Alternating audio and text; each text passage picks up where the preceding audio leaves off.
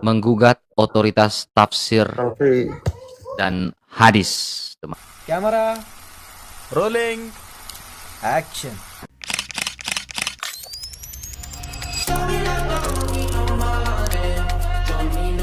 Bersama dengan narasumber kita pada malam hari ini, sebelum kita mulai di jam 8 teng, teman-teman ya. Saya suka Bro Fullfix karena dia tidak jam karet, teman-teman. Karena kebanyakan orang kalau saya undang di sini jam karetnya itu luar biasa. Dan orangnya saya lihat cukup disiplin ya dengan jam ya, dengan waktu ya. Saya suka orang yang disiplin dengan waktu, teman-teman ya. Kita kencangkan tap-tap layarnya, teman-teman ya. Tap-tap layarnya kita tembuskan ke 10K tap-tap layar, teman-teman. Ke 10K tap-tap layarnya. Dan saya persilakan untuk Bro Fullfix untuk memperkenalkan diri karena ada istilah tak kenal maka tak sayang, Bro Fullfix. Ya. Silakan. Jadi, Assalamualaikum warahmatullahi wabarakatuh. Salve, Shalom, Om Swastiastu, Namo Buddhaya, Rahayu. Ini teman-teman, aku mungkin teman-teman udah banyak yang kenal ya. Aku kebetulan nama akunku Fullfix, kalau nama asli Ramdan.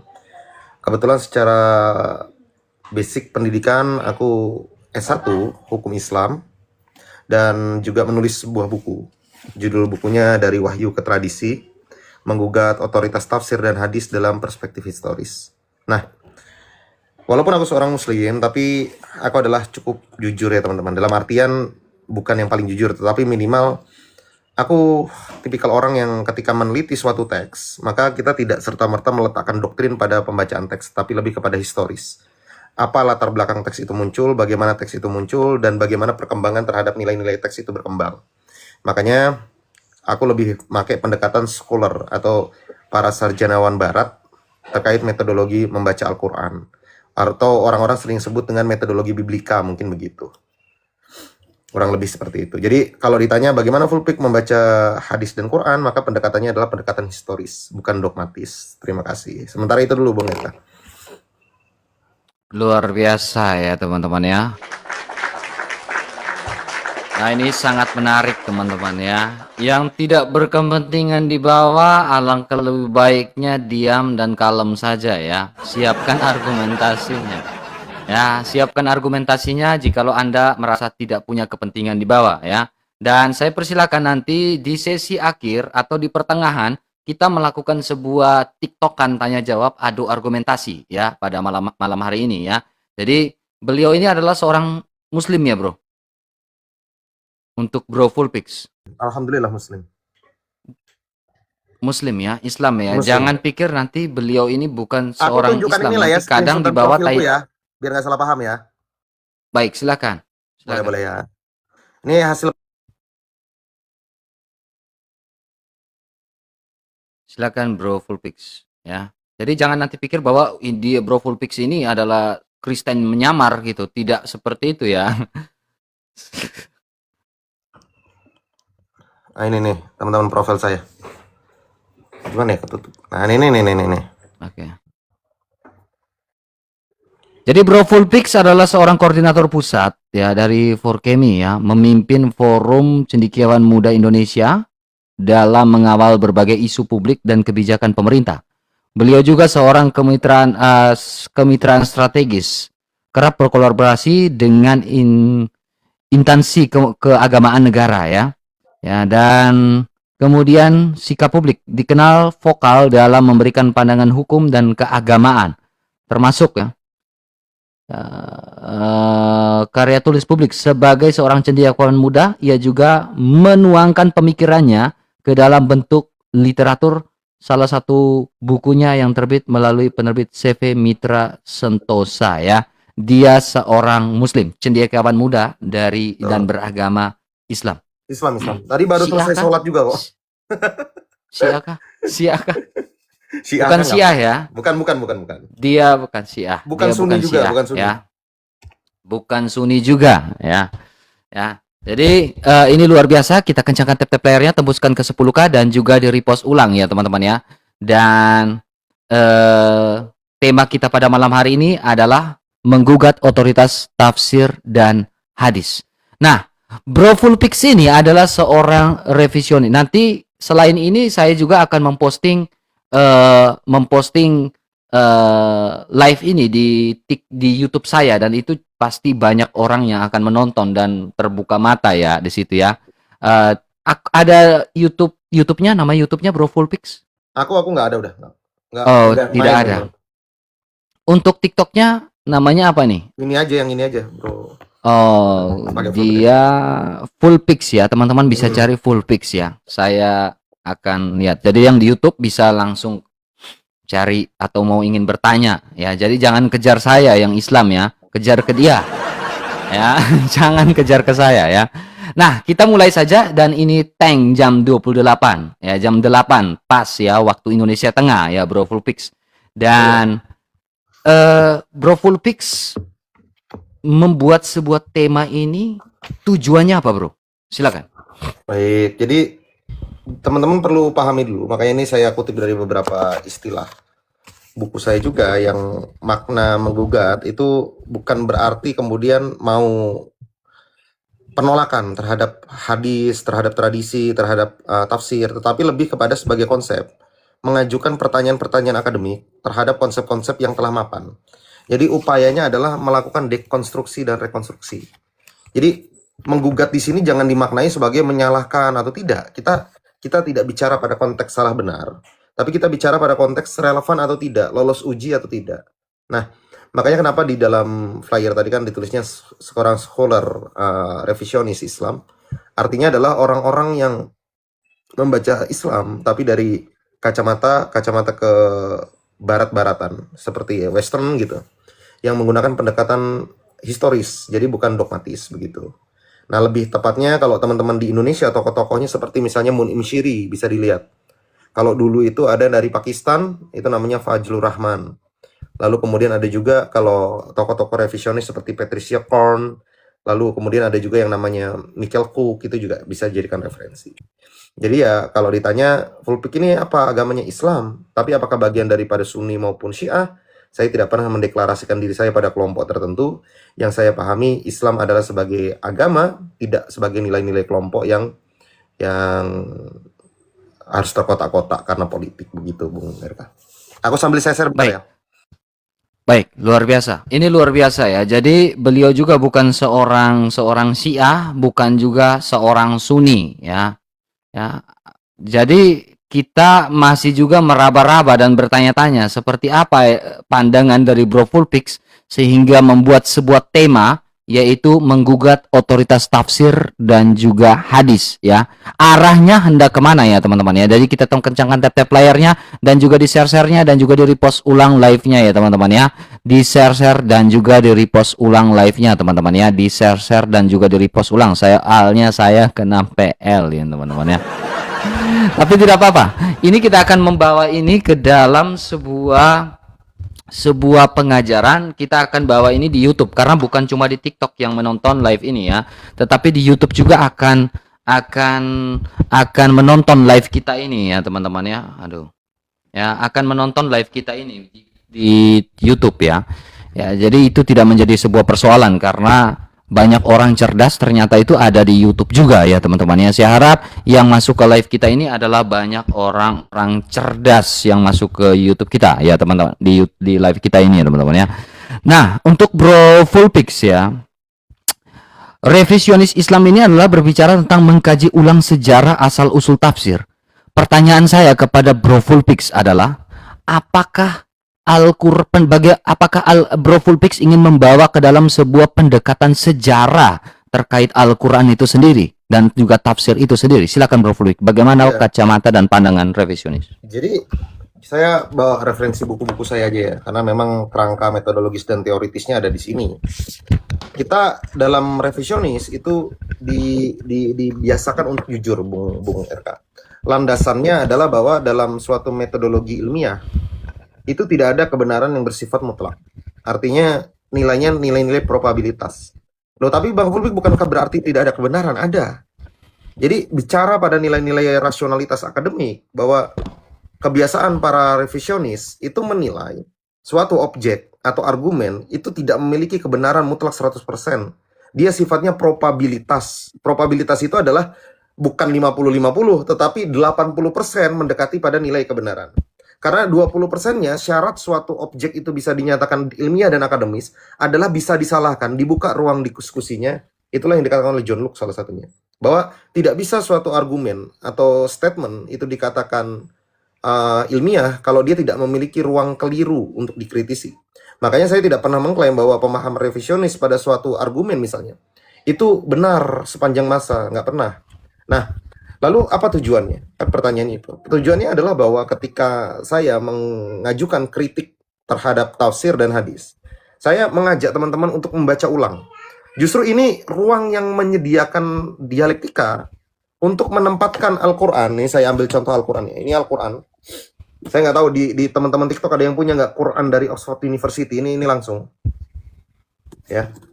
Jadi seandainya ini Al-Quran, saya mau meletakkan Al-Quran ini pada otoritas tertinggi. Bukan tafsir-tafsir yang kemudian sejajar dengan Quran. Bukan hadis-hadis yang sejajar dengan Quran.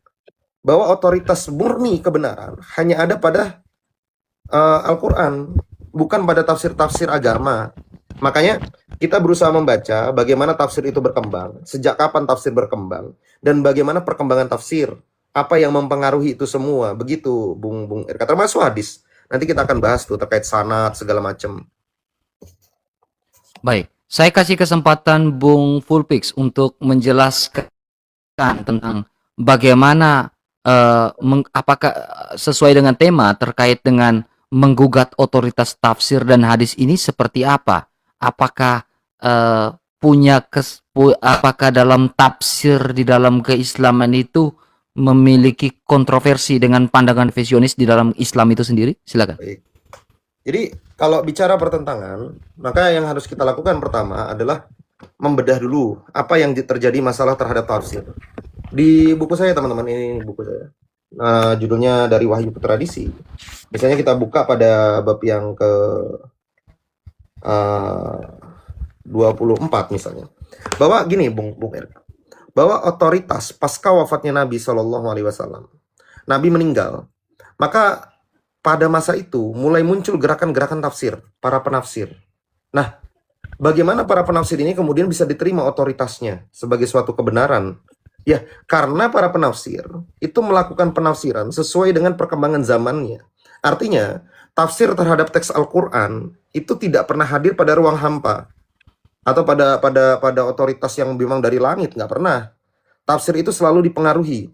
Makanya para penafsir itu memiliki nilai-nilai yang berbeda dan metodologi yang berbeda dalam menafsirkan Al-Quran.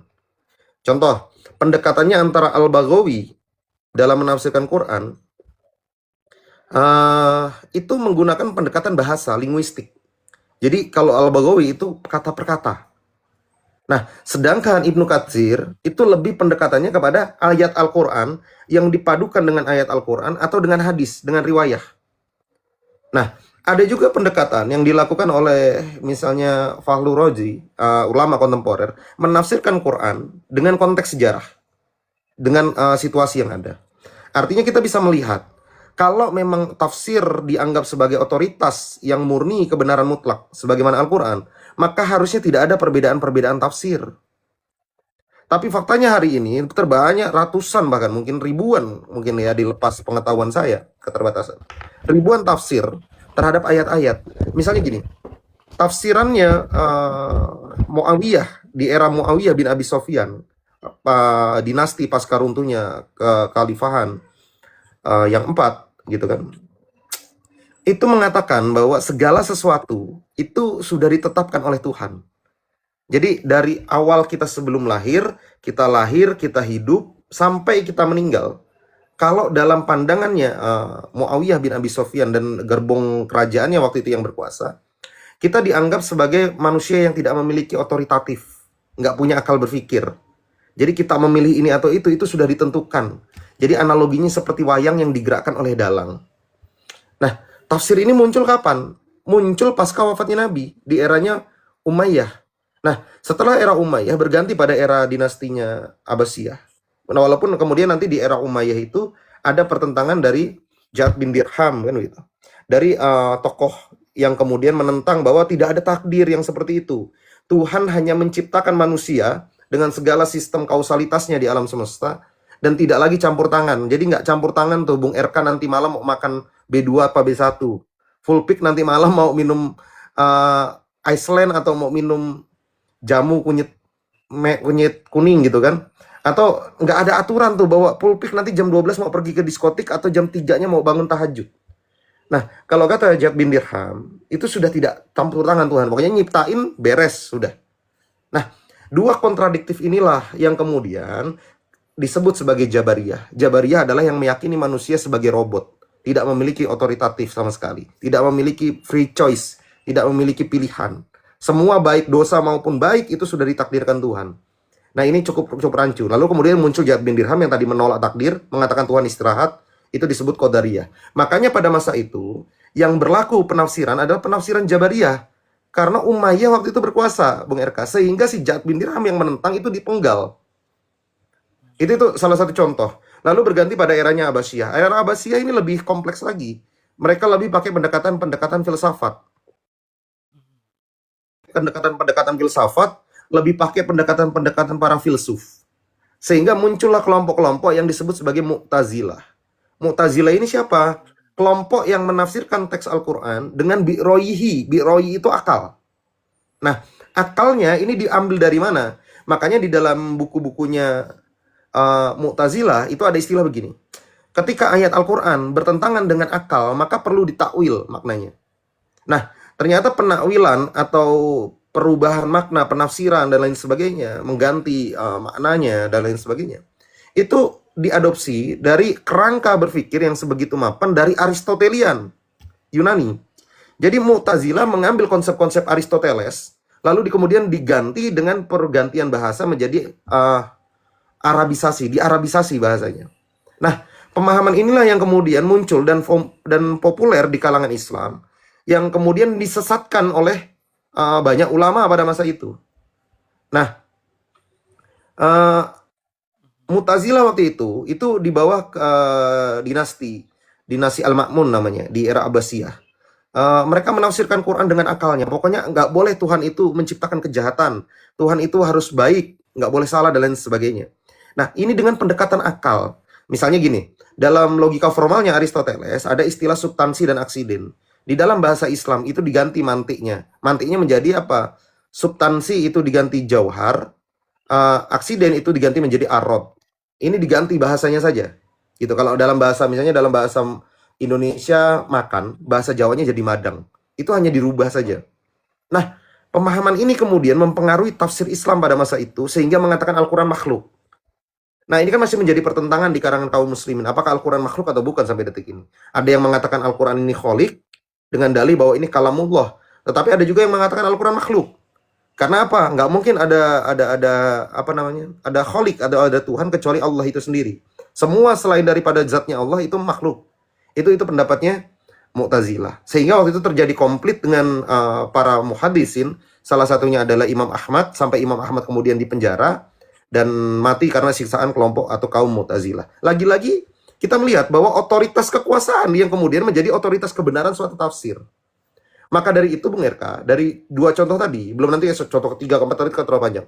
Dari dua contoh tadi kita lihat bahwa tafsir ini lahir atas kepentingan-kepentingan kekuasaan, atas kepentingan-kepentingan kerajaan waktu masa itu. Kepentingan-kepentingan untuk menjaga otoritas dan stabilitas kerajaannya. Jadi, tafsir itu bukan otoritas dari Tuhan. Bukan. Jadi, orang hari ini jangan salah paham. Kalau orang udah baca tafsir, dikritik berarti sedang mengkritik. Enggak. Orang mengkritik tafsir bukan mengkritik Quran, tapi mengkritik pemikiran orang yang mengatasnamakan pikirannya adalah dari Tuhan. Paham ya? Ada orang membuat suatu tafsir, ini tafsir. Pasti dia akan mengklaim tafsir inilah yang benar-benar mengetahui apa yang dimau Tuhan dalam teks aslinya atau Al-Quran. Sedangkan tafsir ini adalah bentuk akal. Karena dia bentuk akal, maka nilai probabilitas dia untuk salah cukup besar. Karena manusia itu sangat dipengaruhi nilai-nilai epistemik. Epistemik perkembangan manusia itu sangat berpengaruh. Misalnya, full pick hidup di tahun 2026 dengan situasi kondisi Indonesia yang seperti ini, maka tafsirnya akan berbeda dengan Ibnu Katsir 1000 tahun yang lalu. Itu pasti berbeda. Nah, perbedaan itu dipengaruhi oleh apa? Letak geografis, politik, kepentingan, tendensi terhadap kelompok, persaingan mazhab, dan lain sebagainya. Nah, Inilah yang kemudian mau saya gugat, supaya teman-teman ini bisa meletakkan bahwa tafsir ini bukan Quran. Tafsir nggak pernah bernilai Al-Quran. Al-Quran ya Al-Quran. Tafsir ini produk manusia. Nah, itu dulu dari tafsir, nanti hadis baru kita lanjut, Bung Erka. Saya Aku sangat mau minum. menarik dengan penjelasan Bro Pulpix ya. Karena ada sebuah pernyataan dari seorang misionaris Kristen, dari misionaris Katolik. Dia mengatakan menggugat gitu kan. Ada sebuah pernyataan yang cukup menarik dalam bukunya George Kirchberg. Dia mengatakan kita mesti mengindahkan gugatan Allah itu dan angkat cara menyuarakan gugatan tersebut. Tugas kita bukan menjinakkan kabar Allah hingga ia tidak menyakiti lagi, melainkan untuk diperdengarkan secara jelas dan secara tajam. Ya, jadi Bro Pulpix sedang memakai sebuah pemahaman yang memang kontroversi dan itu akan membuat banyak orang panas ya. Tetapi teman-teman, ini kita baru saja memulai, jangan dulu panas ya teman-teman di bawah, jangan dulu panas. Ada yang Lanjut, sudah mulai minum panas dulu. di bawah. Baik, ada yang mulai panas di bawah, ada yang sudah mulai sedikit ini. Saya akan memberikan ruang buat kalian, baik ibu-ibu dan bapak-bapak di bawah yang ingin langsung berdiskusi dengan Bro Pulpix ya. Jadi pandangan seperti apa terkait dengan ajaran revisionisme, sudut pandang, kacamata revisionisme di dalam keislaman. Tadi Bro Pulpix sempat mengatakan bahwa pandangan Ibnu Katsir, cara pendekatannya berbeda dengan Al-Baghawi atau apa seperti apa. Nanti kita akan menjelaskan di situ. Terlebih dahulu teman-teman, jangan lupa untuk tap layarnya, kita tembuskan ke 30K dan juga di repost ulang live-nya karena ini pembahasan yang cukup akademis, menarik, membuka pikiran kita terkait tafsir itu sendiri ya. Sekarang Bro Pulpix tadi sempat menyinggung salah terkait Ibnu Katsir ya. Bagaimana ya? Apakah saya pernah membaca Sirah Nabawiyah dari Ibnu Katsir ya, dari Ibnu Hisham. Ibnu Hisham kali atau Ibnu Ishaq. Dan juga itu ada berbicara Ibnu Hisham ya, yang warna merah ya, dia punya bentuknya itu. Nah, apakah itu termasuk pendekatan revisionisme yang dipakai oleh Ibnu Hisham atau sirah Nabawiyah lain? Karena itu sebagai sebuah sumber sejarah tuh. Nah, ini dia. Silakan. Ini perlu kita luruskan, Bung Erka.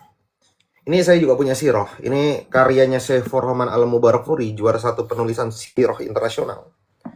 Nah, jadi gini, kita perlu pisahkan mana klaim teologis dan kebenaran historis.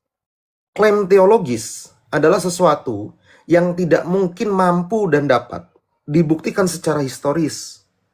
Maksudnya apa, Bang Fulpik? Historis ini adalah bicara pada realitas, pada nilai-nilai faktual, objektif. Artinya bahwa klaim terkait masa lalu itu harus dibuktikan dengan sejarah, bukan karena iman.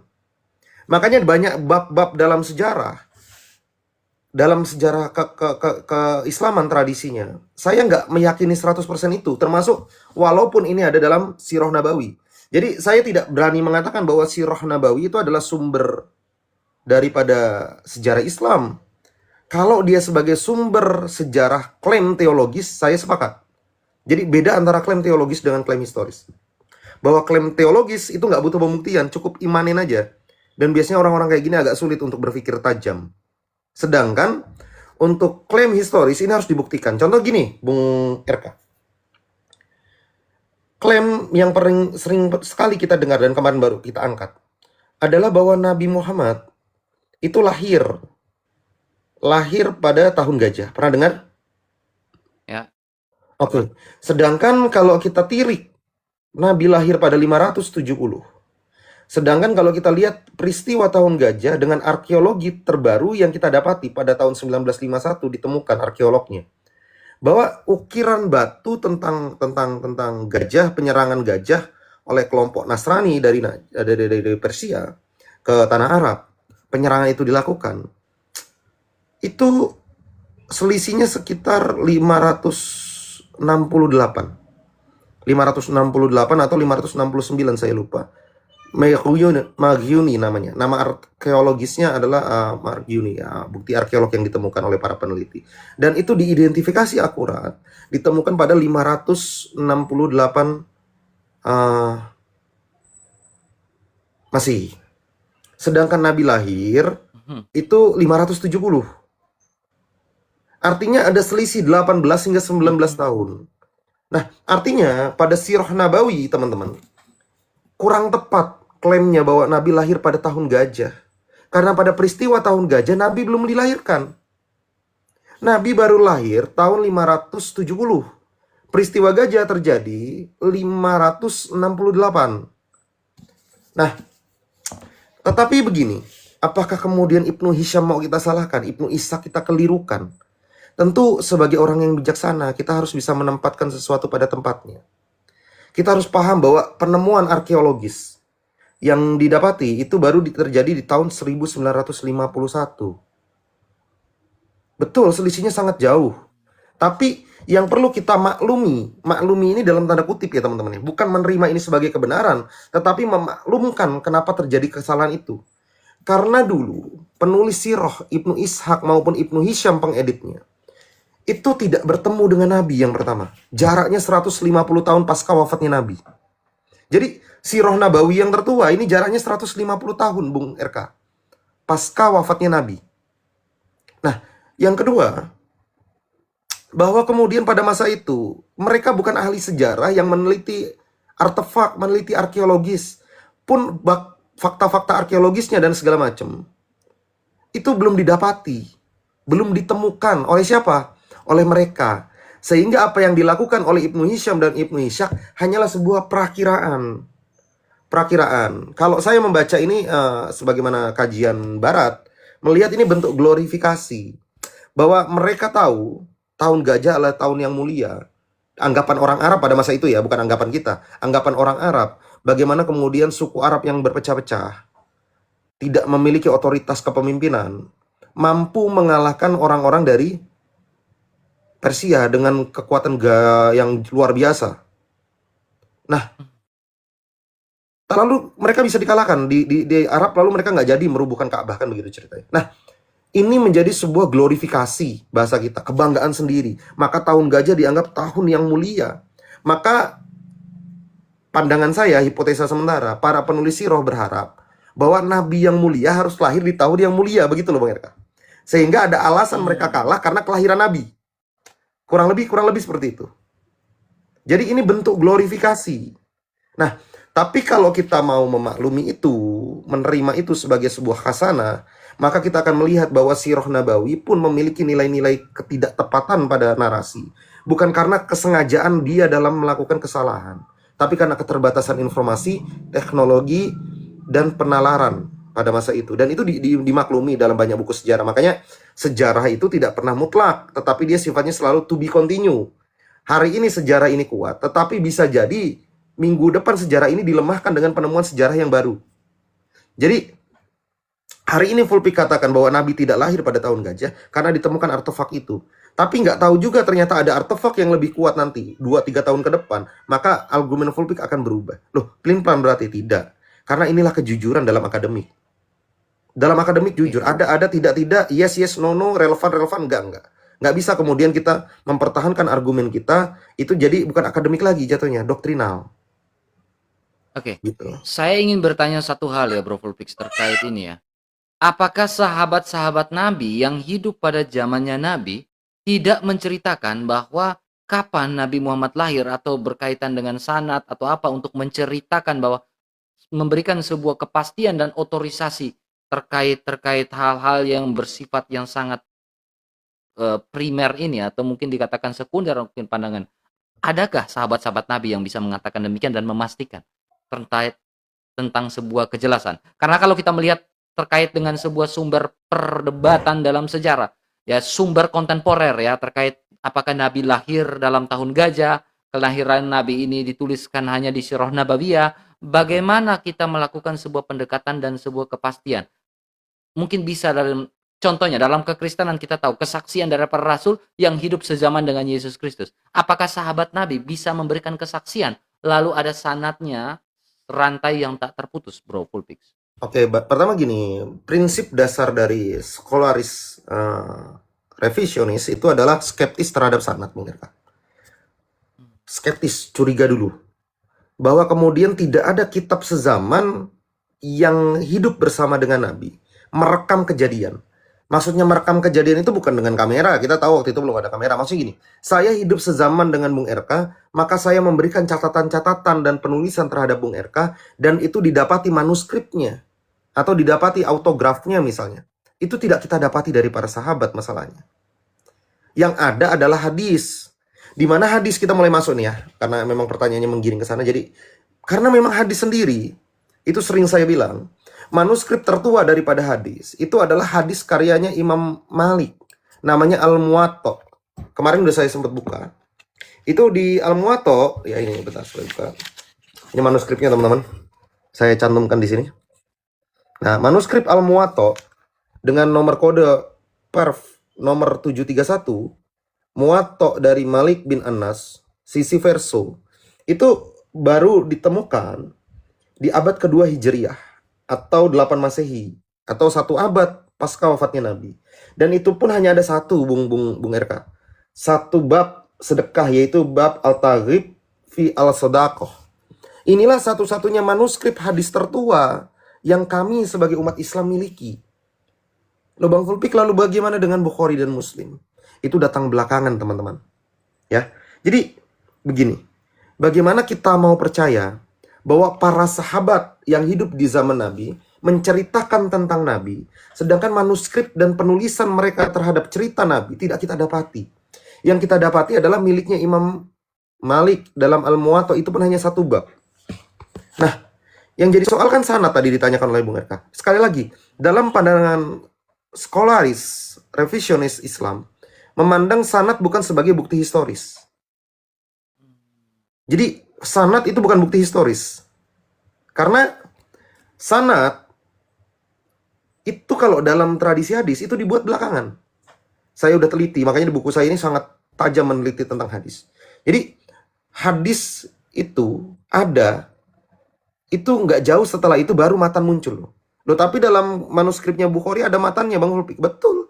Tetapi masalahnya, matan-matan itu bersama dengan sanadnya tadi, itu datangnya belakangan, 1 hingga 3 abad pasca wafatnya Nabi SAW. Nah, ini yang kemudian menjadikan kecurigaan kita. Apa dasarnya saya harus percaya pada sanad, yang dimana sanad itu pun baru terbentuk jauh setelah Nabi wafat. Kecuali sanad itu sudah ada, atau ada manuskrip yang sezaman dengan Nabi hidup. Itu baru kuat secara argumentasi. Jadi, ya tadi, itulah pembedanya. Kami secara prinsip mendasar tidak meyakini suatu teks itu dinyatakan benar sebelum ada pembuktian historis di padanya.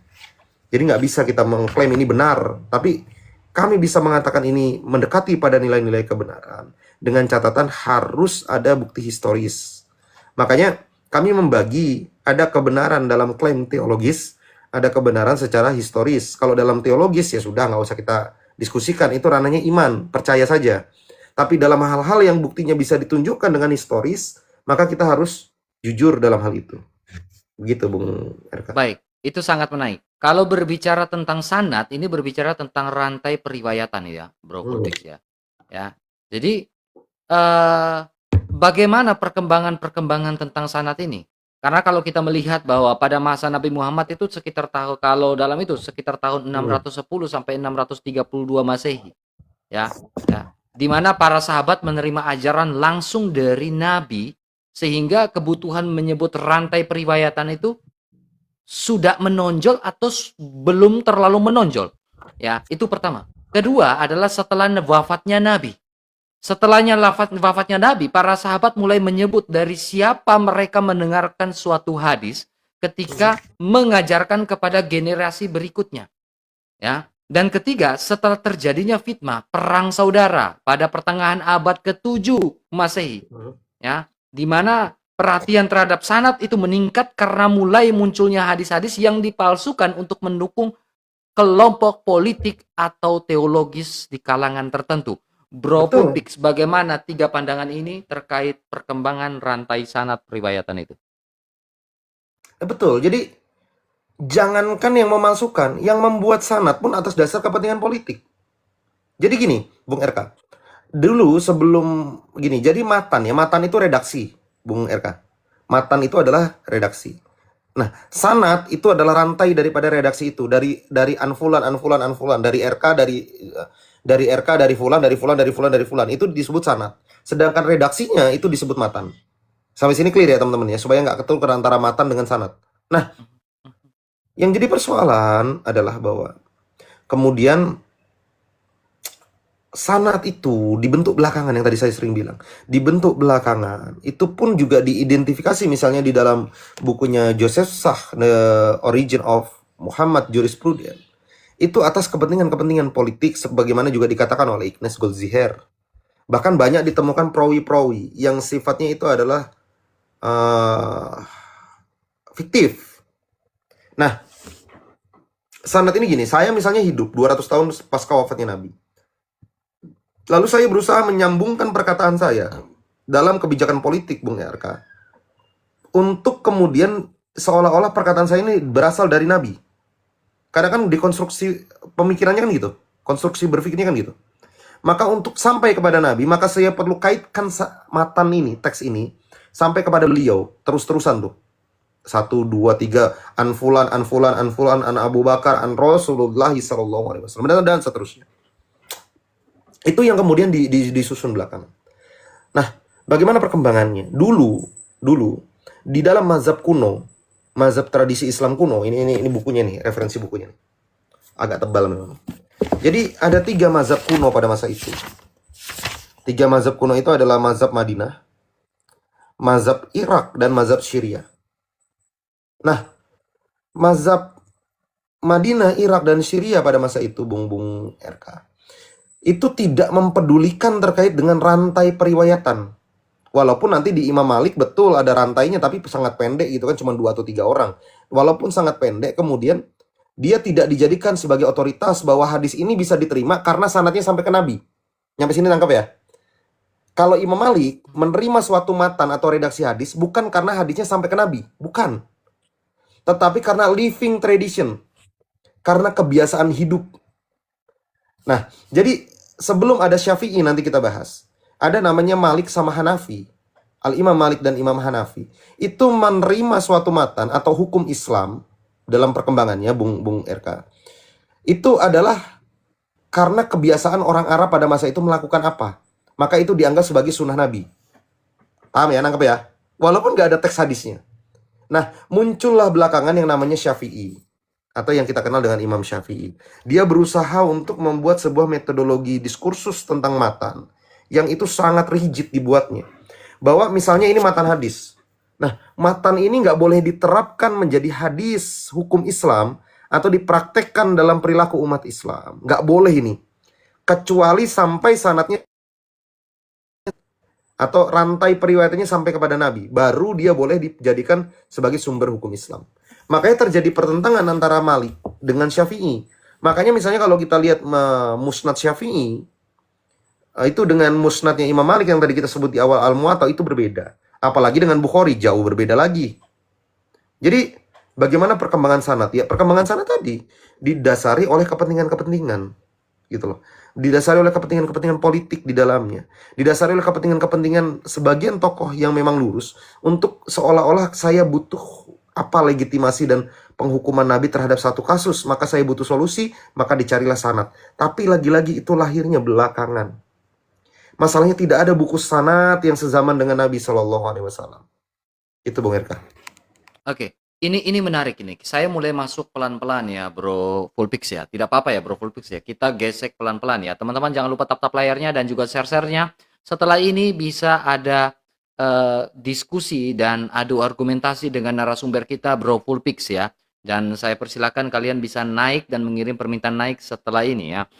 Nah, untuk teman-teman jangan lupa repost ulang live-nya. Kita tap-tap layarnya, kita tembuskan ke 50k teman-teman, dan juga di repost ulang terus, di repost ulang terus, di repost ulang terus. Nah, kita melihat sebuah urutan generasi dalam ilmu hadis ya, Bro Fullpix, karena ini kita mau masuk dalam sebuah menggugat otoritas hadis dan juga tafsir sesuai dengan tema kita. Jadi saya masuk pelan-pelan untuk melihat sebuah konteks dalam sebuah urutan generasi dalam ilmu hadis. Nanti alangkah lebih baiknya Bro Fullpix punya buku-buku bisa share ke saya, lalu saya bisa buku-buku yang menjadi argumentasi dan juga menjadi standar ya, standar berpikir bisa share ke saya dan saya akan promosikan di YouTube saya juga. Pasti banyak yang akan tertarik di situ ya. Masuk pada urutan generasi dan ilmu hadis. Nabi Muhammad wafat ini kan sekitar tahun 632 Masehi ya. Ya. Lalu saya tidak tahu ini benar atau tidak dalam kacamata revisionisme ya. Kemudian masuk pada saya tidak tahu di bagian dalam sahabat ya, bertemunya Nabi dan beriman kepadanya, sahabat-sahabat Nabi ini masuk di mana? Kemudian masuk pada fase berikutnya atau generasi selanjutnya itu adalah orang-orang tabi'in ya, bertemu sahabat ya, tetapi mereka ini tidak bertemu Nabi. Bagaimana lalu masuk ke fase selanjutnya tabi'i, tabi al tabi'in, bertemu tabi'in.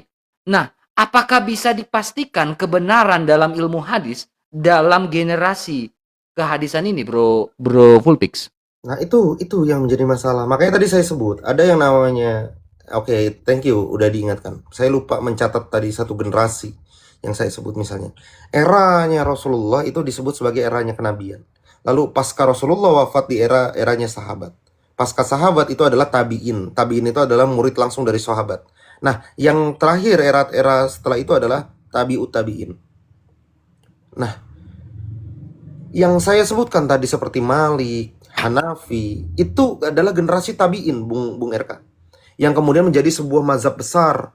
Ada mazhab Hanafi, ada mazhab Maliki, ada mazhab Syafi'i, ada mazhab Ahmadi atau Hanabilah begitu kan. Itulah yang disebut sebagai generasi tabi'in. Mereka ini tabi'in. Ya. Kalau Imam Ahmad bin Hambal itu tabi'ut tabi'in, murid daripada tabi'in begitu. Nah, cuman yang mau saya katakan adalah begini. Bahwa kemudian para tabi'in ini sebelum Syafi'i tadi, saya ulangi lagi. Hanabilah, sorry Bang Nando. Bukan Hanabilah. Jadi gini. Mereka itu tidak memperdulikan sebuah teks bahwa hadis ini sanadnya harus sampai kepada Nabi, nggak harus. Makanya ada istilah living tradition. Jadi apa yang menjadi kebiasaan bangsa Arab, apa yang menjadi kebiasaan bangsa Arab pada masa itu, ya, itu disebut sebagai sebuah sunnah atau sebagai sebuah hukum Islam.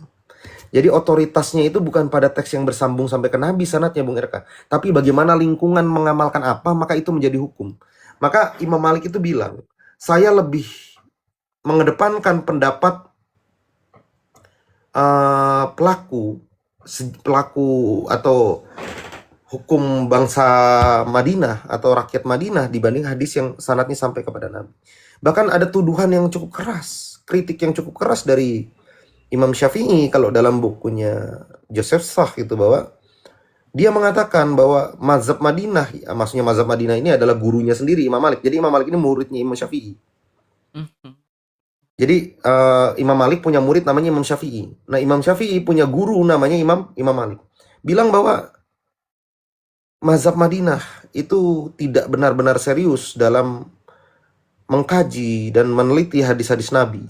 Mereka hanya berpura-pura, bahasanya begitu, hanya formalitas, dan mereka tidak lebih memuliakan hadis para sahabat atau riwayat para sahabat dibanding Nabi begitu. Nah, ini ada bukunya Joseph Sach. Kalau saya buka tebal. Jadi memang ada paradigma yang berbeda. Ada yang satu harus sanadnya sampai kepada Nabi, sebagaimana yang kita ketahui hari ini. Kalau enggak dikatakan doif atau kemudian dikatakan apa bahasanya ya, maudhu gitu kan dalam hadis itu. Ada yang disebut sebagai hadis doif jidan dan lain sebagainya. Tetapi zaman dulu sebelum Syafi'i menertibkan aturan-aturan itu, Al-Imam Malik dan Hanafi itu nggak pakai itu. Jadi apa yang terjadi pada lingkungan mereka karena kebiasaan suatu orang sahabat yang dianggap sahabat itu bertemu Nabi, nggak perlu teks, nggak perlu buku hadis, ya. Itu sudah sebagai hukum Islam.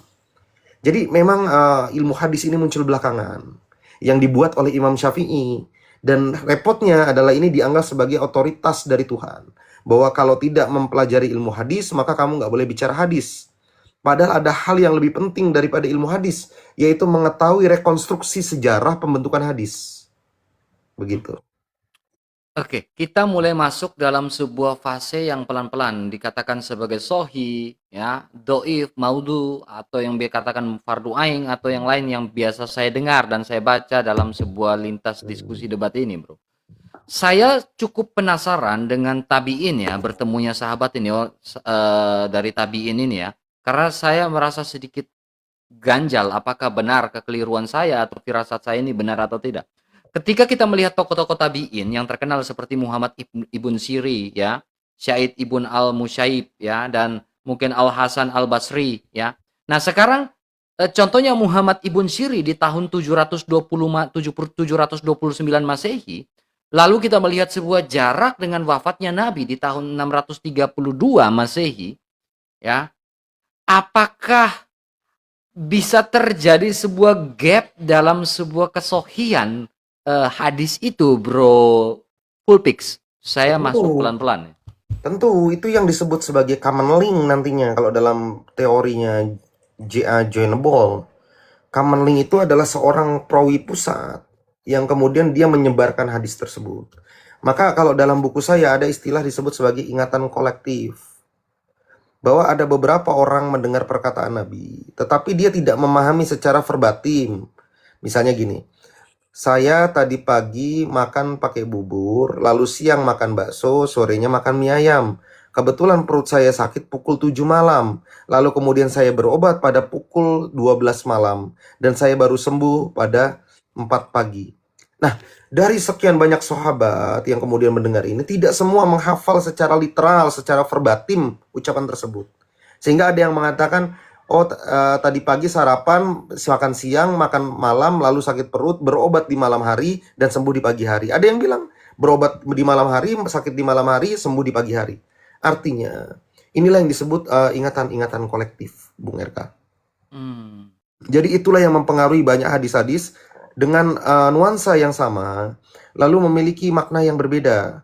Makanya hadis itu dalam hal mutawatir saja masih ada pembagian.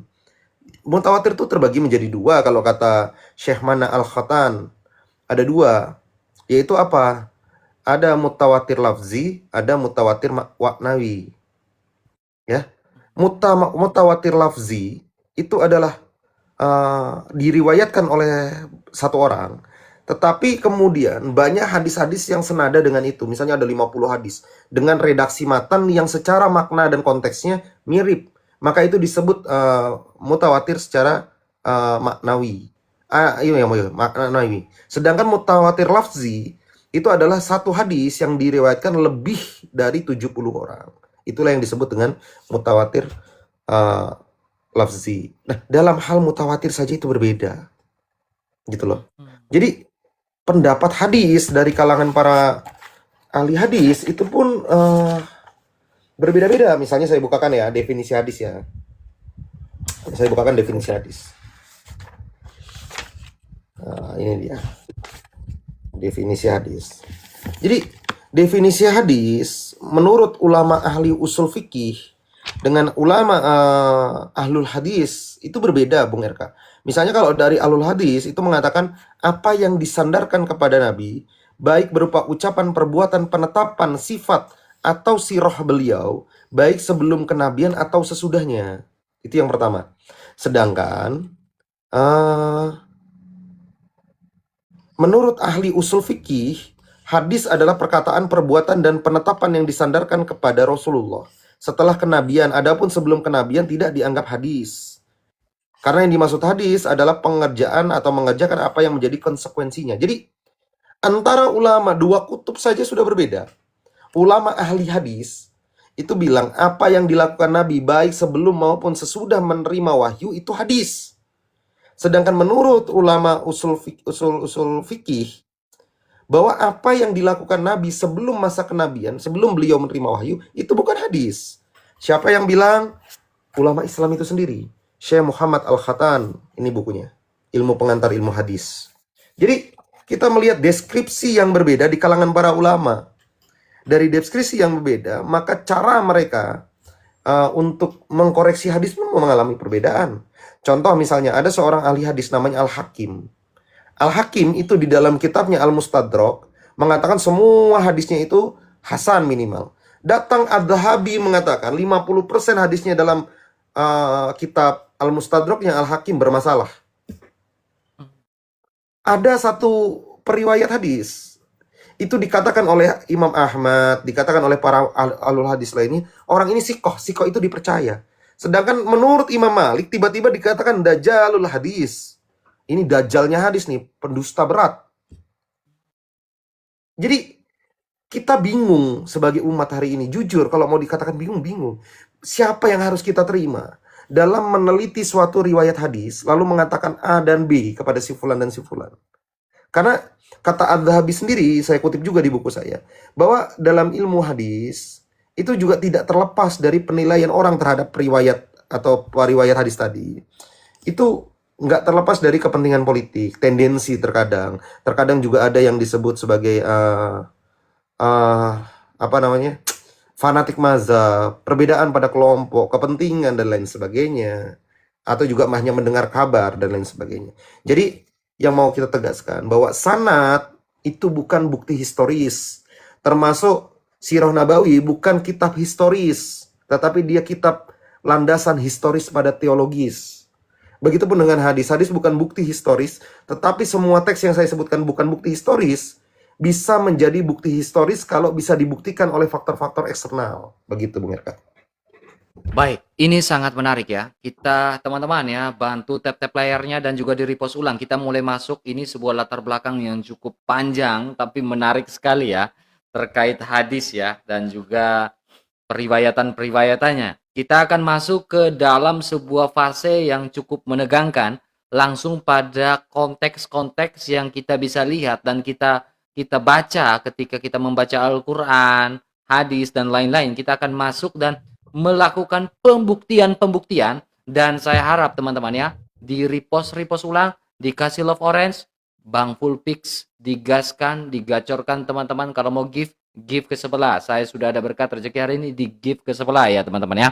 Dan di follow akun juga Ban Fulpix ini ya, Ban Fulpix ya, Ban Fulpix ini kalian follow. Dan saya ingin bertanya, kita mulai masuk pelan-pelan ya bro, karena di sini kita melihat beberapa unsur utama dalam otorisasi dalam kehadisan itu ya. Apakah dalam dimulai dari sebuah pemeriksaan sanad ya, pemeriksaan sanad, apakah rantai periwayatannya bersambung, apakah setiap perawinya dikenal jujur seperti yang Bro Fulpix sampaikan tadi. Nah sekarang masuk dalam sebuah intinya adalah dalam Al-Quran, dalam Al-Baqarah 43, di mana Al-Quran ini cukup menarik ketika Bro Fulpix masuk ke dalam perdiskusian saya kemarin sore ya. Dalam Al-Quran memerintahkan umat Islam untuk mendirikan sholat. Ya, ini cukup menarik ya.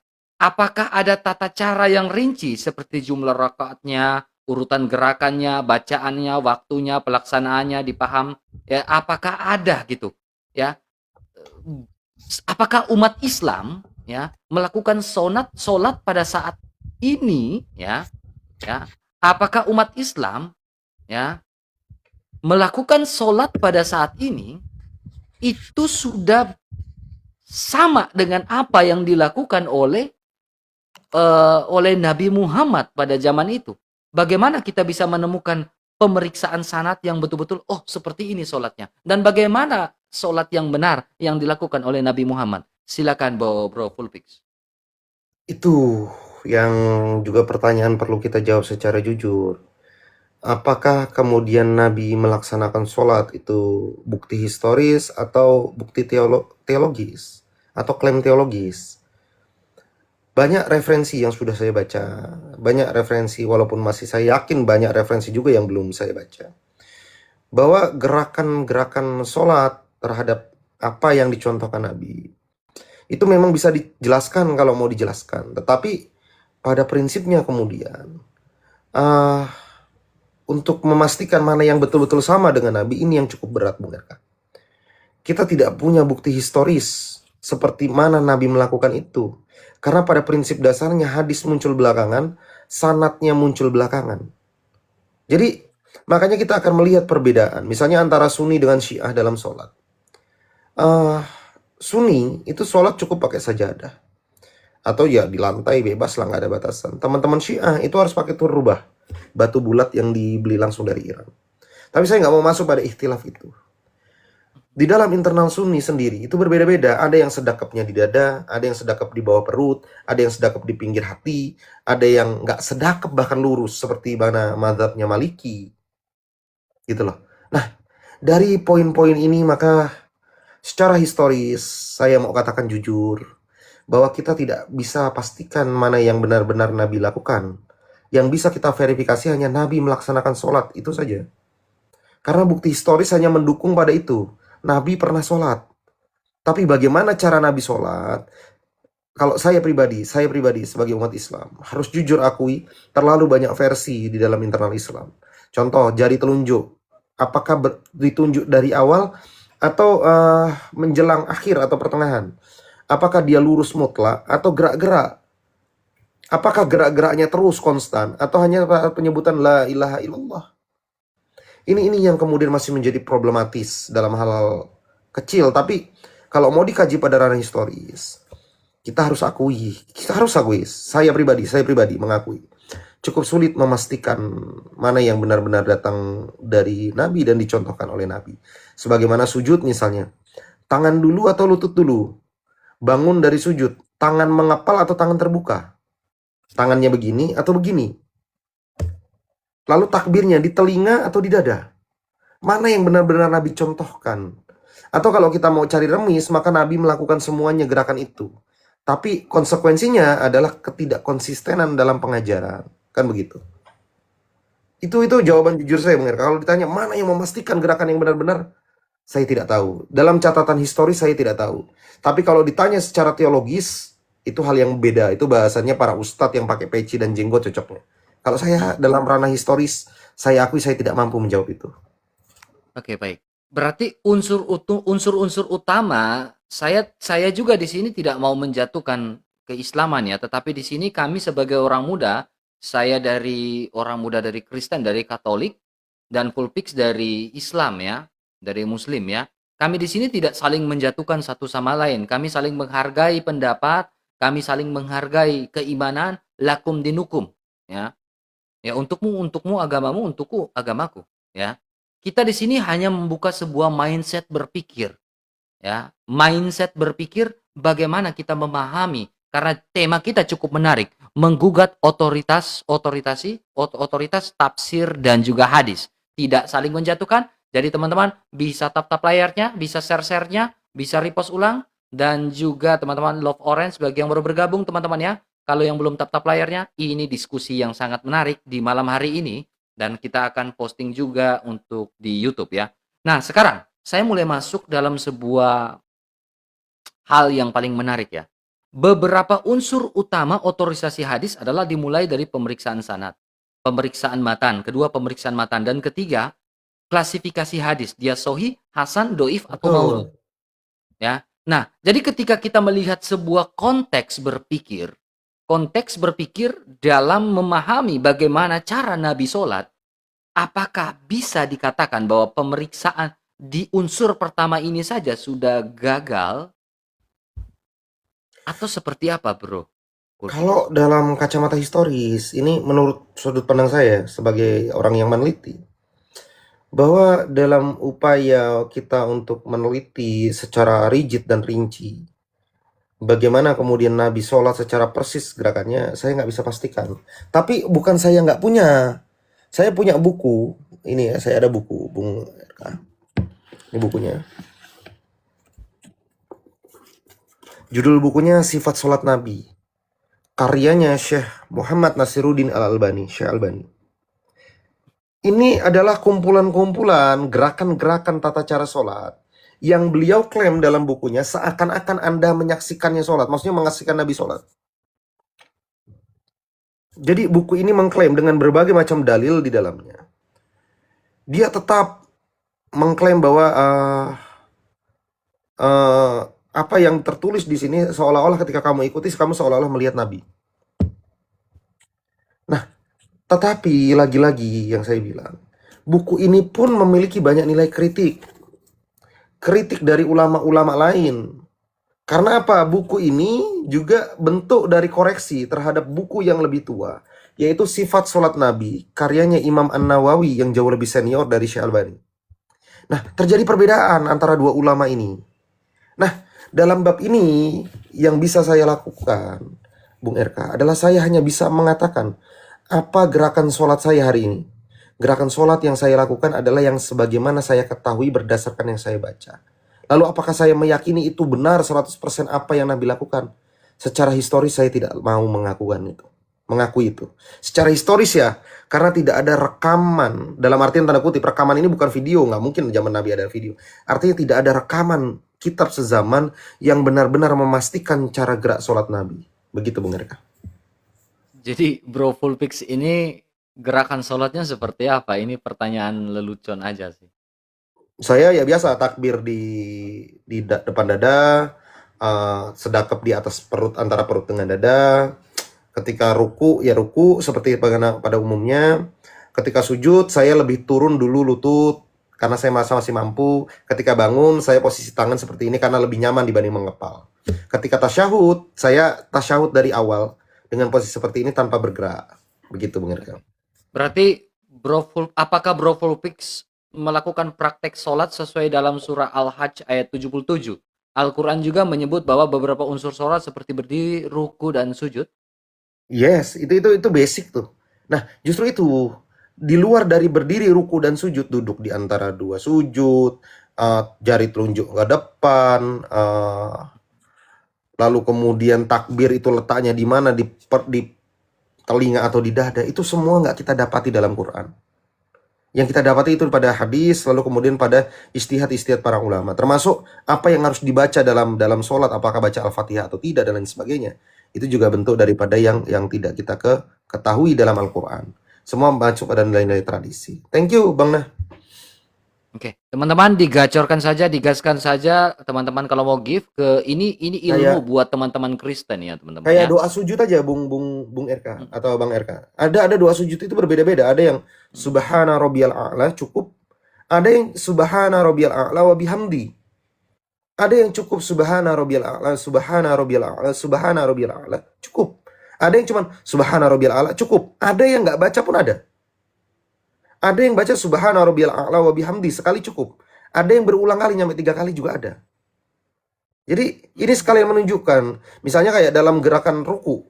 Ruku ada yang baca Subhana Rabbiyal A'zimi wa bihamdi. Subhana Rabbiyal A'zimi wa bihamdi. Subhana Rabbiyal A'zimi wa bihamdi. Ada yang cukup Subhana Rabbiyal A'zim, Subhana Rabbiyal A'zim, Subhana Rabbiyal A'zim. Ada yang cukup Subhana Rabbiyal A'zim atau Subhanallah. Ada yang bahkan tidak membaca.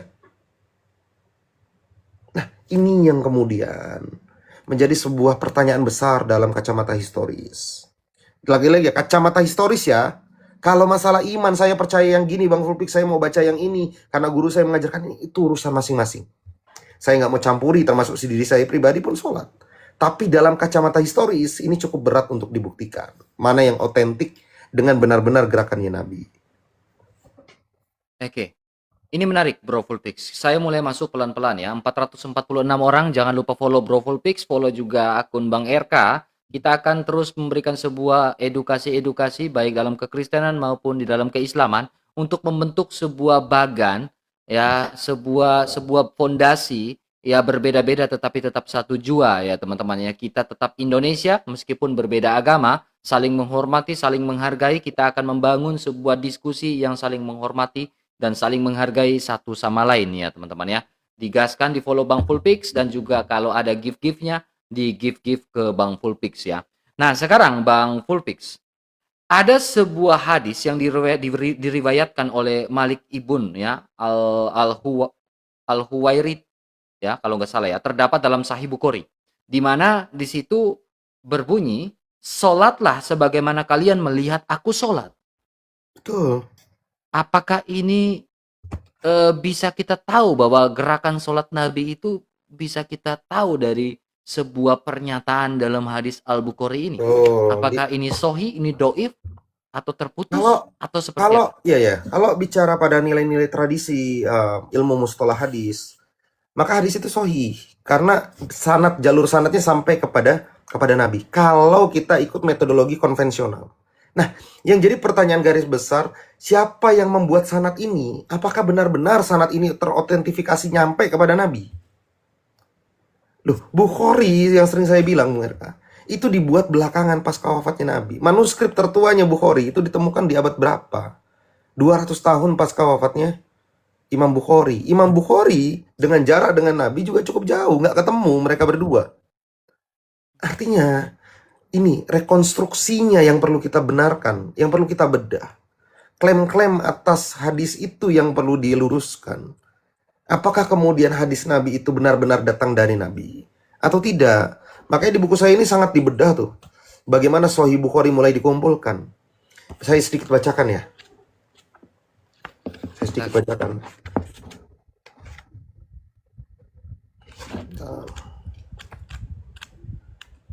Buku ini nanti kita jual kita lakukan promosi di YouTube saya, Ya, teman-teman ya. terima kasih Jadi teman. teman-teman kalau mau beli, silakan langsung saya kasih nomornya beliau. Ya, jadi Atau ada di Shopee, bro, kalau tidak salah. Ada? di akunku yang satunya sih ada. Shopee ada? Nggak, belum Atau di Shopee. Adanya di Tokped? Tokped. Oke, nanti saya coba lakukan di situ. Jadi Silakan, bro. dikatakan begini, memang di abad ke-13 itu sudah ada penyusunan. Itu dibuktikan dengan adanya penelitian dan pengkajian yang sangat fundamental dan fenomenal dari seorang ulama yang bernama Ibnu Hajar al-Asqalani. Jadi Ibnu Hajar al-Asqalani itu meneliti kitab Sahih Bukhari di masanya beliau itu sangat rinci, Bung RK. Dari bab awal sampai bab akhir itu mereka bangun. Diteliti oleh Ibnu Hajar, dan susunan babnya dengan yang kita terima hari ini sama persis.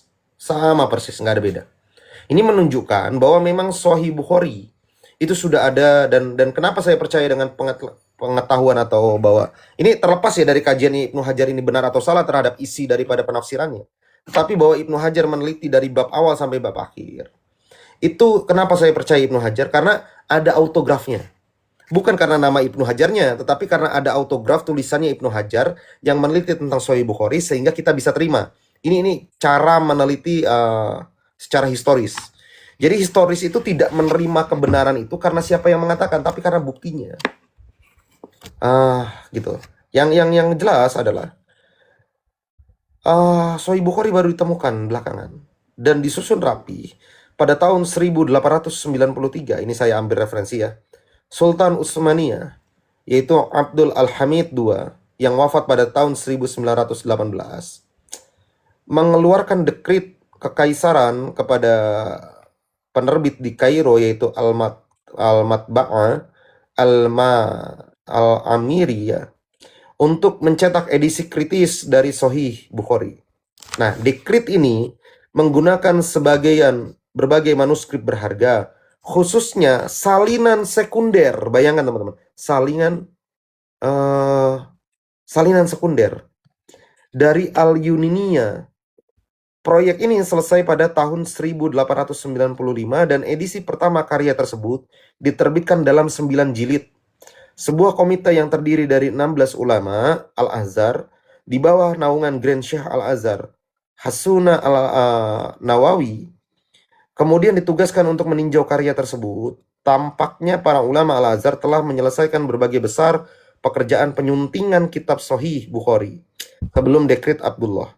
Sultan memberikan dukungan finansial penuh yang sangat dibutuhkan untuk menyelesaikan proyek tersebut pada tahun 2001. Ulama hadis Damaskus dan seterusnya merevisi kitab Sultaniyah dengan memberi nomor dan indeks hadis, menambahkan catatan di pinggir halaman, dan mencetaknya di atas kertas berkualitas lebih tinggi. Jadi dari referensi ini kita lihat bahwa yang dikritik oleh Ibnu Hajar al-Asqalani secara bab itu benar sesuai dengan kita hari ini, tetapi di pertengahan jalan terjadi yang namanya editing oleh Sultaniyah di abad 19 tadi yang saya sebutkan. Bahkan itu sangat jelas gitu loh. Sangat jelas bahwa perevisian itu dilakukan. Itu mengambil dari kitab-kitab sekunder. Nama manuskripnya adalah manuskrip Al-Yuniniyah. Itu teman-teman bisa cek di karyanya Azmi Zaman, namanya Bukhari Project. namanya Bukhari Project ORG. Itu detail tuh nanti di situ dijabarkan. Beliau seorang peneliti dan seorang muslim. Jadi apa yang Fulpik katakan ini bukan berasal dari perkataan Fulpik pribadi, tapi saya juga membaca beberapa referensi. Begitu Bung RK. Tapi nggak apa-apa sih kalau ada yang mau naik boleh. Oke, ini pertanyaan sebelum saya naikin beberapa orang. Yang 400 orang di sini, teman-teman, kalau mau naik dan ingin bantah, adu argumentasi dengan Bro Fulpik, silakan naik ya. Nah, di sini sebelum saya masuk ke sesi tanya jawab ya, bagi teman-teman yang ingin naik dan ingin bantah argumentasi, ingin mendukung Bro Fulpix atau seperti apa. Nah, di sini ada dari beberapa pandangan menurut yang muncul dalam kajian akademik ya. Yang pertama Harald Motzki berpendapat bahwa Motzki. sebagian Harald Motzki berpendapat bahwa sebagian riwayat hadis tentang ibadah termasuk sholat dapat ditelusuri hingga periode awal Islam melalui analisis sanad dan matan. Betul. Ya, Betul. ia cenderung lebih percaya pada keandalan sebagian tradisi hadis dibandingkan sarjana revisionis yang lebih skeptis. Ya, nah, bagaimana pandangan Bro? Kemudian dari John Wosbrook ya, dan sebagian revisionis yang berpendapat bahwa rincian tradisi Islam berkembang secara bertahap sehingga riwayat tentang tata cara sholat perlu dikaji secara kritis. Itu yang saya bilang tadi, perlu dikaji secara kritis. Kalau pandangan Harald Motzki, jadi Harald Motzki ini banyak disalahpahami oleh kaum tradisionalis sebetulnya Bung RK. Bahwa seolah-olah apa yang dilakukan oleh Harald Motzki adalah membenarkan sanad. Padahal tidak, maksudnya Harald Motzki gini, kita sudah nuntut historis pada mereka, mereka nggak mampu. Maka yang harus kita lakukan adalah pemakluman pada metode internal, yaitu sanad. Jadi sudah kita kaji saja secara sanad, benar atau tidak. Memang Harald Motzki jauh lebih moderat. Tetapi kemudian ini bukan ciri khas murninya seorang revisionis. Kalau mau melihat bagaimana pemikiran murni seorang revisionis, maka perlu dilihat adalah Patricia Korn, lalu kemudian bisa juga misalnya Michael Cook, Joseph Sach, maupun kemudian Ignaz Goldziher. Itu pemikiran murni itu. Fakhrul Razi, itu juga bisa dijadikan referensi, atau Join Ball. Nah, itu bisa. Nah, itu yang kemudian, jadi maksudnya si Harald Motzki bahwa ini bisa diterima sebagai bukti intern. Tetapi dalam studi akademis barat, bahwa satu sumber tidak bisa dinyatakan benar sebelum ada verifikasi dari sumber lainnya. Begitu Bung RK. Baik. Maaf, satu pertanyaan lagi. Boleh. Saya cukup penasaran ya. Jadi tentang gerakan sholat ini, apakah sudah masuk dalam sebuah unsur otorisasi hadis? Itu masuk di unsur keberapa? Pemeriksaan sanad, pemeriksaan matan, atau sudah dalam sebuah klasifikasi? Yuk, memang gerakan sholat ini sebetulnya ini ya, Bang RK ya. Sebuah istihad, keputusan para ulama yang memadupadankan banyak riwayat, baik itu atsar, baik itu hadis yang dianggap dari Nabi tadi, kita anggaplah begitu. Itu kemudian dipadukan dan memunculkan banyak perbedaan perspektif, seperti itu sebetulnya. Itu dalam gerakan sholat seperti itu yang dimaksud tuh. Oke, luar biasa ya. Ini penjabaran yang cukup luar biasa dan cukup menarik. Dan saya persilakan buat kalian semua yang ingin naik dan bertanya kepada Bro Fulpix. Ya, ini cukup menegangkan untuk kalian semua ya. Saya persilakan naik untuk pengen ketemu. Kasih pertanyaan Anda kepada Bro Fulpix sebagai narasumber kita pada malam hari ini. Apa yang ingin Anda tanyakan kepada Bro Fulpix? Ya, pengen ketemu Tuhan. Silakan. Waktu dan kesempatannya. Alangkah lebih baiknya kamu memberikan sebuah pertanyaan yang edukatif ya. Bukan kuat-kuatan suara. Kalau kuat-kuatan suara, saya turunkan. Silakan. Perkenalkan diri Anda dan apa pertanyaan Anda. Selamat malam Bung RK, Bung Fulpik, selamat malam. Selamat malam. Ya, sebelumnya perkenalkan saya dari latar belakang keluarga Kristen, cuman sekarang saya mengambil sikap untuk menjadi seorang yang tidak mempercayai sebuah agama tapi mempercayai akan adanya Tuhan. Agnostik ya. Saya menarik mengikuti beberapa kajian-kajian di TikTok ini, memang memberikan kita wawasan pengetahuan baru, Bang. terutama di Islam sendiri. Saya pun merasa merasa kayak gimana ya, merasa kayak kepingin sekali mempelajari Islam itu sendiri, Bang. Cuman mendengar pembicaraan Bang Fulpik sama Bang RK, diskusi Bang Fulpik sama Bang RK tadi, itu saya menyimpulkan sebuah pemahaman bahwa apa yang menjadi perbincangan Bang Fulpik dan Bang RK ini menarik, terutama di Islam itu sendiri, karena Islam itu sejatinya dia mengklaim bahwa agama yang paling benar. Itu menurut teman-teman Islam ya. Cuman seiring berjalannya waktu itu mengalami problematika sendiri itu dalam Islam sendiri.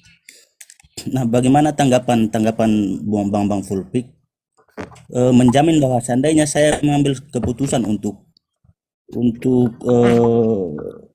mempercayai Islam, konsekuensinya seperti apa kalau memang Islam di dalam Islam itu sendiri bermasalah gitu. Oke, mungkin itu pertanyaannya ya. Coba itu Dulu dulu. poin aja. Oke, silakan Bro Ya, ya, Fulpix tanggapannya seperti apa sambil menunggu tap-tap layarnya repost ulang, dan tap-tap layarnya kita tembuskan ke 10K tap-tap layar, dan saya persilakan bagi Bro Fulpix untuk menjawab pertanyaan pertama. Ya, jadi kalau ditanyakan hanya Islam yang mengklaim agamanya benar, tidak juga, Bung Tuhan. Coba tanya Bung RK, pasti beliau juga meyakini Katolik yang paling benar. Karena itu memang manusiawi, meyakini apa yang dia yakini sebagai kebenaran otoritatif itu benar. Dan itu tidak salah. Tetapi yang keliru terkadang adalah sikap kita yang kemudian mencaci, menghina, dan menjatuhkan agama orang lain karena meyakini agama kita yang paling benar. Meyakini agama kita yang paling benar itu sangat boleh dan diwajibkan itu. Bahkan kalau Bro Pangeran buka misalnya di dalam Bukan pangeran Bang, bukan pangeran. Pengen ketemu Tuhan, baik, bukan Bang. pangeran Bang. Saya Misalnya buka di Iya, iya. dalam website atau situsnya Kemenak itu tentang moderasi beragama, di sana ditekankan bahwa harus membenarkan keyakinannya secara radikal. Secara radikal artinya secara mendalam. Tetapi di situ dikasih catatan lanjutan, tidak boleh menghakimi, menyalahkan, dan menghardik keyakinan orang lain. Jadi simpanlah kebenaran itu dalam dirimu tanpa harus menyalahkan. Itu yang pertama. Yang kedua, lalu bagaimana konsekuensinya seandainya saya milih masuk Islam? Saya rasa di semua agama memiliki nilai-nilai problematik. Namun kemudian problematiknya seperti apa, kan begitu. Misalnya di denom kekristenan juga Bung RK pasti menghadapi problematik itu. Perpecahan denom. Begitupun di Hindu perpecahan kasta misalnya. Lalu kemudian di Buddha perbedaan pandangan para bantenya dan lain sebagainya. Jadi kalau kita mau cari sesuatu nilai yang tidak memiliki masalah pada agama apapun, saya rasa akan sangat sulit gitu. Gitu, sangat sulit. Tapi kalau misalnya Bung pengen mengatakan lalu harus memilih agama yang mana, saya tidak pernah mengatakan untuk memilih Islam, tetapi itu kembali pada pribadi. Kalau saya tidak mau memaksakan orang gitu, Bung pengen. Itu mungkin yang bisa saya bantu. Luar biasa, Bung pengen ketemu Tuhan ya. Saya menambahi sedikit perkataan dari Bro Fulpix ya. Ini yang tertuang, makanya diskusi yang seperti ini adalah untuk saling menghormati dan menghargai pendapat dan keimanan masing-masing. Terlepas dia mau menjadi Fulpix, mau jadi Kristen, atau saya terlepas suatu saat, ya kita nggak tahu saya masuk Islam atau apa, kita nggak tahu ke depannya ya. Karena waktu ini terus berjalan dan dinamika dalam sosial media dan pewartaan ini terus berjalan. Nah, ini terlepas dalam sebuah Nostra Aetate bagian ketiga dalam dokumen Gereja Katolik ya. Yang pertama itu berisikan tentang menghormati umat Islam. Dan yang kedua, mengakui umat Islam menyembah Allah yang Esa, Maha Kuasa, Pencipta langit dan bumi, dan juga berbicara kepada manusia. Ketiga, mengakui bahwa umat Islam menghormati Ibrahim sebagai teladan iman. Ini dalam dokumen Nostra Aetate. Dan ketiga, mengakui bahwa umat Islam menghormati Yesus terlepas dari memiliki pandangan teologis yang berbeda bahwa Yesus bukanlah Isa ya. Tetapi mereka juga menghormati Siti Maryam, menghormati Maria, ibunya Isa. Bahkan dalam tafsir Ibnu Katsir mengatakan Maryam sebagai ya ibu segala alam semesta gitu ya, saya membacanya. Mendorong umat Katolik dan Muslim untuk melupakan permusuhan masa lalu serta membangun saling pengertian dialog, keadilan, perdamaian, dan kerjasama. Ya, ini yang digaungkan dalam Nostra Aetate 3. Seperti itu. Wow, keren ya. Ya. Keren. Jadi hubungan antara gereja Katolik. Seperti itu saya pikir clear ya bro, pengen ketemu ya. Siap, Perbedaan Bang. bukan berarti menjadi sebuah permusuhan. Itu kurang Ya, pantas. nah itu poinnya, Bang. Dan menjadi perpecahan di Indonesia ini. Itu tidak pantas. Seperti itu. Ya bro, pengen ketemu?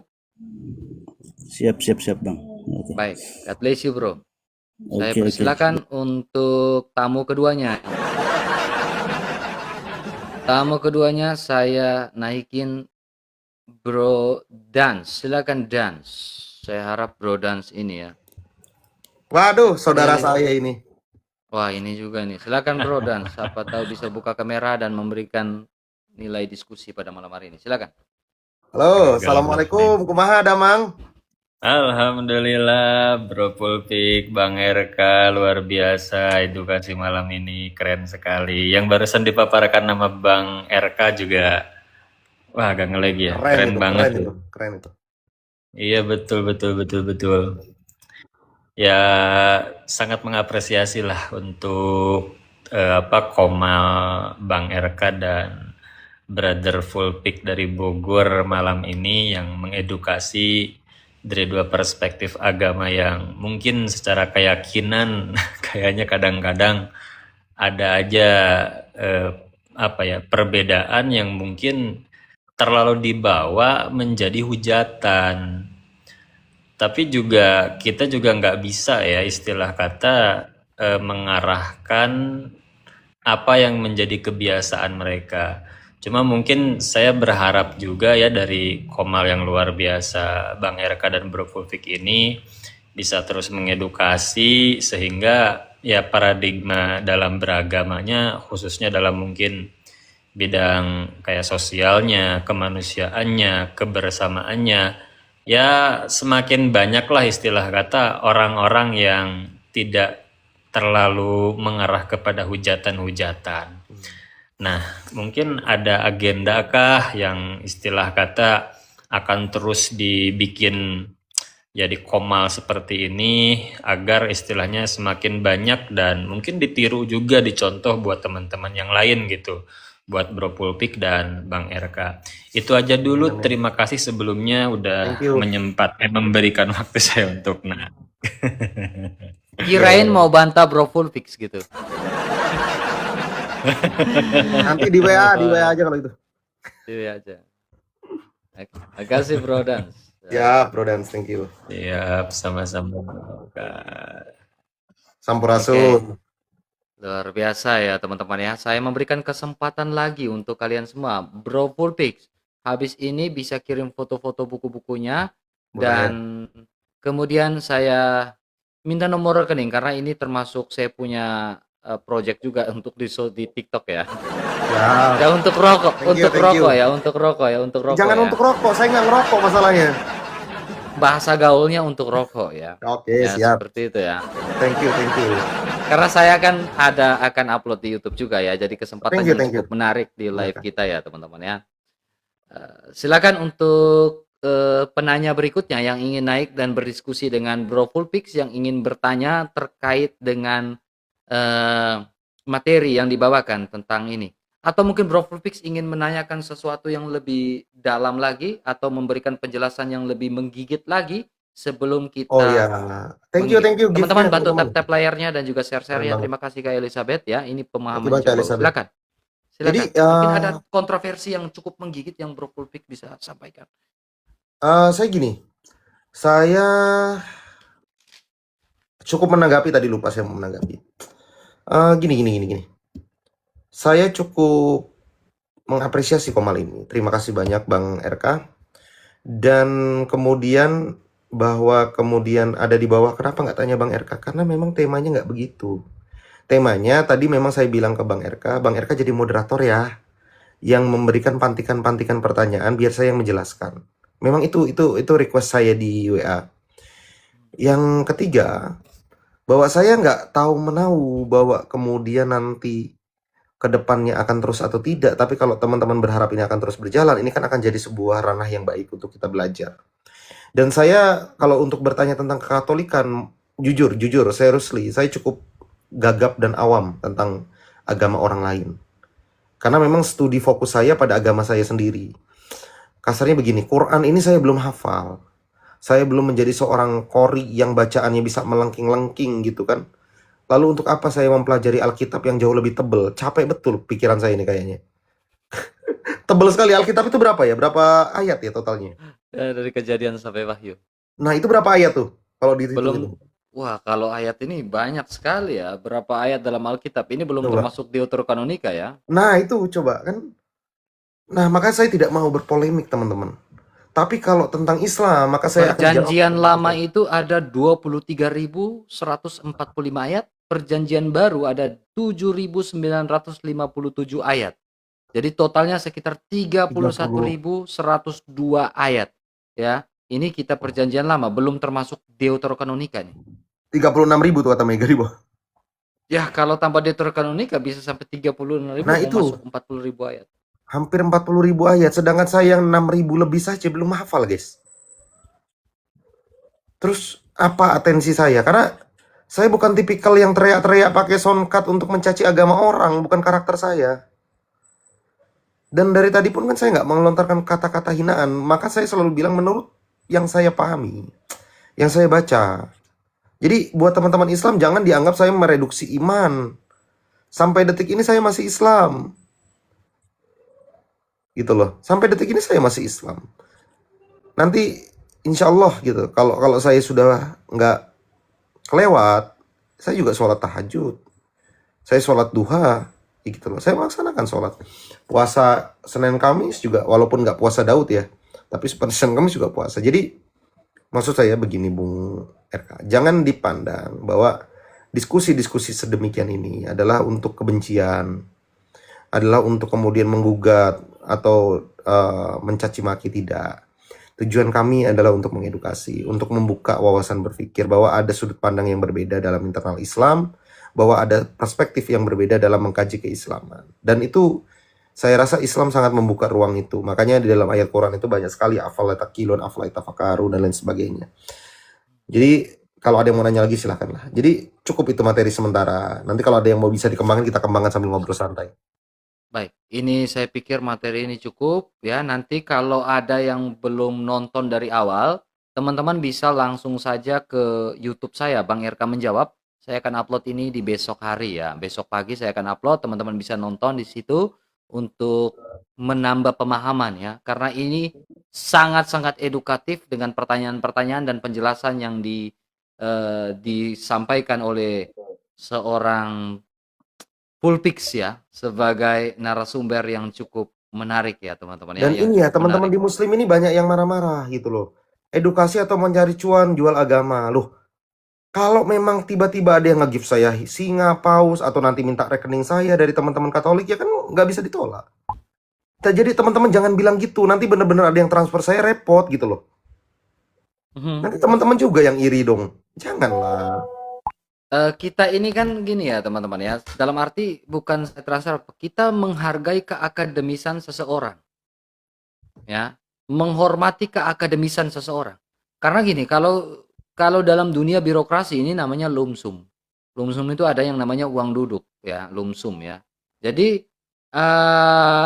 kita tidak bisa mengatakan bahwa oh ini salah, tidak boleh kasih uang gitu. Enggak, menghargai walaupun tidak seberapa, menghargai keakademisan seseorang yang sudah menyampaikan materi di sini. Karena ini juga saya akan posting di YouTube dan saya juga akan dapat sedikit income di situ ya. Jadi saya menghargai keakademisin dia. Dia sudah meluangkan waktunya di sini dan mengajar di sini ya. Jadi tolong jangan SDM rendah. Thank you Bang Jan, thank you. Nah, kan ya, kalian bilang saya nyari duit, dapat bener kan ada yang nge-give. Jangan gitulah. Tambah panas kan kalian sendiri kan yang repot. Itulah ya. Ya, jadi kita memberi sukacita, bukan berarti oh RK kasih gini, bukan seperti itu. Menghormati keakademisan, kecuali kamu nggak pernah sekolah. Gitu. Tanya Bang RK, apakah tadi saat perjanjian ada bahasa nanti saya transfer Bang Pik? Enggak, baru tadi beliau ngomong. Betul. Tapi memang tertarik Karena aja buat Komal ini, diskusi kayak gini, tertarik. karena Komal ini kita ingin bentuk sebuah Komal yang betul-betul profesional, menghargai pendapat, menghargai keakademisan seseorang, kita diskusi, menambah ilmu, menambah wawasan, ya. Ya, tidak membuat goncang-gancing dalam di Indonesia. Saya bukan tipikal seperti itu. Saya sudah bertobat dari hal-hal begitu ya.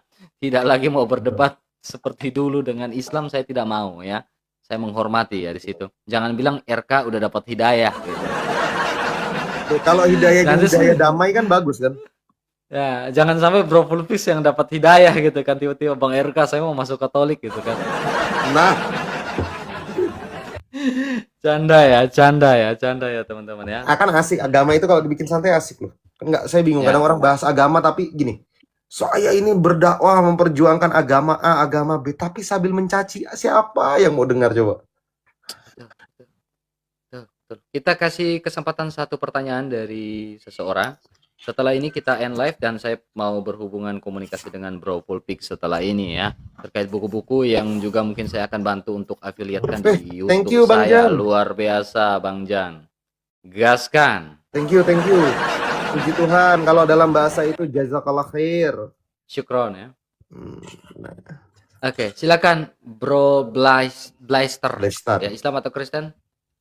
Assalamualaikum Bang. Malam. Waalaikumsalam warahmatullahi wabarakatuh. Saya Islam Bang. Siap, saya juga Islam. Maaf ya mengganggu. Gimana? Bang, saya ada persepsi saya. Kenapa agama diciptain buat manusia? Oke, menarik. Ini, wih keren Bang pertanyaannya Bang. Jadi gini, kalau kita mau runtut pada sedikit, saya coba tarik ke belakang ya, walaupun ini tidak akan merepresentasikan sejarah secara utuh. Jadi seorang scholar itu tidak bisa mengklaim ini adalah sejarah yang sebenar-benarnya, bukan itu klaimnya. Klaimnya bahwa kita baru bisa meneliti pada ruang dan waktu yang sudah ditentukan dan dicatat gitu ya Bang Blaster ya. Jadi ada satu buku keren. Nanti kalau Bang Blaster mau saya kasih gratis. Boleh DM saya. Judul bukunya adalah The History of God. Itu sudah diterjemahkan.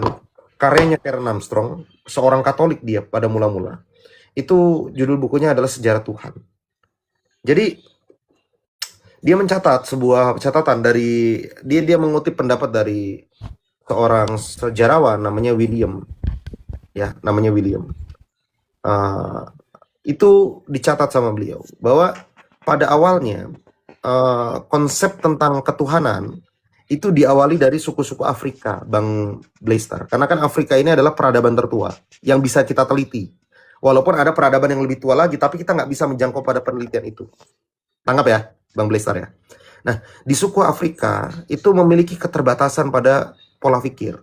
Mereka bingung siapa yang menciptakan langit dan bumi, siapa yang menciptakan pepohonan, siapa yang bisa menurunkan hujan dan lain sebagainya. Nah, dari sanalah kemudian mereka meyakini ada yang menciptakan sosok yang berada di luar dari kendali mereka, sosok supranatural yang kalau kita sebut hari ini Tuhan, kalau bahasa mereka pencipta. Nah, dari sana kemudian mereka bermigrasi ini kayak hijrah lah, merantau ke berbagai negeri, akhirnya masuklah ke salah satunya adalah Sumeria. Nah, di Sumeria mulai mereka berkembang biak, dan di daerah lain tentu berkembang biak.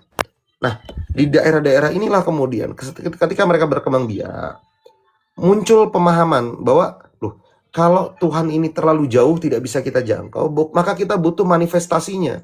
Kalau bahasa Jawa mah istilahnya gini, kalau nggak ngelihat nggak lega, nggak puas, maka dibuatlah patung-patung dan berhala-berhala. Lalu dari Sumeria penjajahan itu berganti menjadi Akandia, suku Akandia masuk.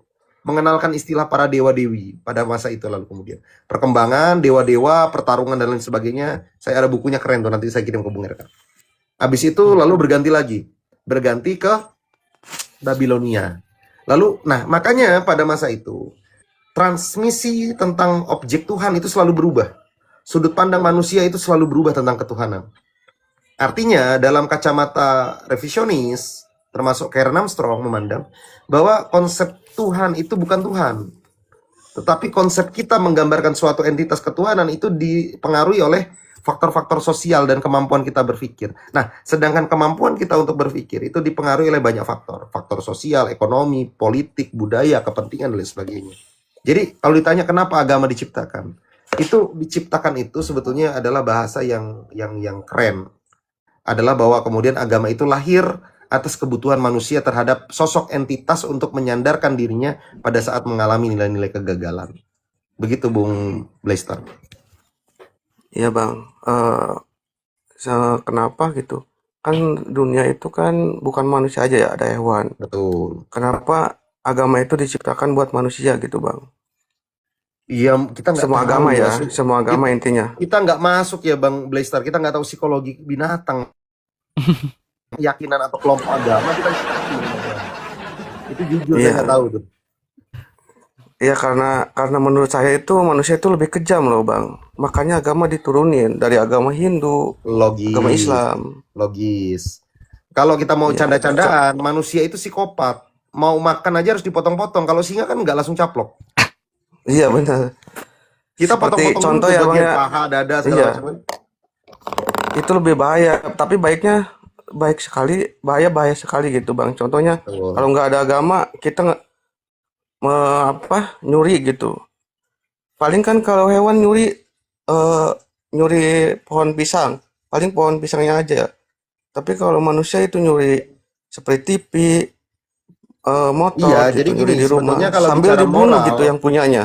Bang Blestar, kalau bicara pada Makanya nilai-nilai moral, itu tidak dipengaruhi pada agama sebetulnya. Banyak orang beragama moralnya buruk ada orang beragama moralnya bagus banyak. Begitupun dengan ateis, banyak iya, orang-orang ateis, kalau di Jerman itu banyak. Orang-orang ateis itu yang membantu gereja, banyak. Orang-orang iya, ateis di Indonesia membantu pembangunan masjid, banyak. Jadi terkait kebiasaan moral itu kembali pada pribadi sebetulnya, bukan pada agamanya, Bang Blestar. iya, karena mungkin diturunin, mungkin Allah ya, saya kan Islam. Mungkin Allah nurunin Nah, agama mungkin Islam coba nggak yakin buat ini. apa Bang, bang?